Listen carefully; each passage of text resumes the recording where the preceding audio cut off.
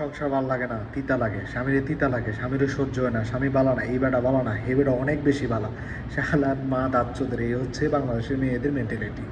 স্বামীর সংসার ছাইরা আরেক লম্বরের সাথে কট খাইছে, কট খাইয়া তার মায়েরা কেসকে মিসকে ভাড়া দিয়েছে, হাজার মানুষের সামনে বাতাস করতেছে। নির্লজ্জ বেহাইয়া মহিলা। এই হচ্ছে বাংলাদেশের মহিলাদের মেন্টালিটি, এই হচ্ছে বাংলাদেশের মহিলাদের অবস্থা। সুযোগ সন্তানী, জামাইয়ের সংসার, স্বামীর সংসার থইয়া আরেক বোকাচোদার লাগে ধরা খাইছে, মায়েরা ক্যাং করে রেখেছে, সবার সামনে বাতাস করতেছে। এখন ভাল লাগে, স্বামীর সংসার তিতা লাগে। হ্যাঁ, মাদার চোদ্দের বাচ্চারা, মা বাপ যেমন এরকম সন্তানও বানাইছে, এরকম আধা বয়স্ক হয়ে গেছে, অর্ধেক কবরে চলে গেছে অলরেডি, এই বয়সে কী করতেছে।